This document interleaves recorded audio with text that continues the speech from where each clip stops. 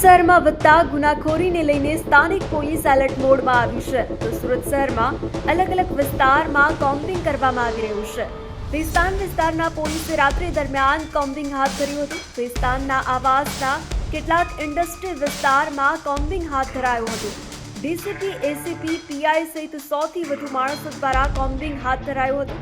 Mobile snatcher, bike ચોરો, મારામારીમાં અગાઉ પકડાયેલા લોકોની હિસ્ટ્રી ચેક કરવામાં આવી હતી, જેમાં કેટલાક ઇસમો સામે વિસ્તાર પોલીસે અટકાયતી પગલાં પણ ભર્યા હતા।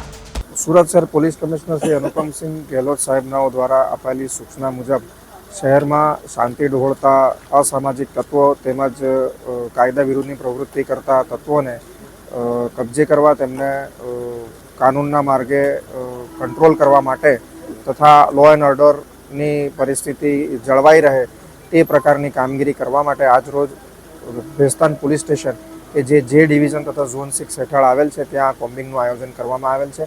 મહેરબાન પોલીસ કમિશનર સાહેબની સૂચના મુજબ તેમજ sector 2 joint police commissioner Shri કે એન ડામોર સાહેબ તથા ઝોન 6 ડીસીપી શ્રી રાજેશ પરમાર સાહેબનાઓની આગેવાનીમાં આ કોમ્બિંગનું આયોજન થયેલ છે।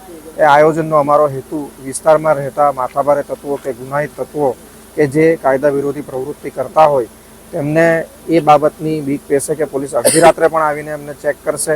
એટલું જ નહીં પણ વિસ્તારમાં જો કોઈ આવી પ્રવૃત્તિ ચાલતી હોય તો પોલીસ સતત નિગેબાન છે અને અડધી રાત્રે પણ આવી પ્રકારની પ્રવૃત્તિઓને નાથવા ડામવા માટે પોલીસ સતત કાર્યશીલ છે। એ અમારા કોમ્બિંગનો હેતુ છે અને આ કોમ્બિંગમાં આજે ઝોન 6 વિસ્તારના તમામ પોલીસ સ્ટેશનની પોલીસને સાથે રાખીને ભેસ્તાન પોલીસ સ્ટેશનના પીઆઈ તેમજ ઝોન 6 ડીસીપી શ્રી રાજેશ પરમાર સાહેબનાઓની આગેવાનીમાં આજે અમે આ કોમ્બિંગ કરી રહ્યા છીએ।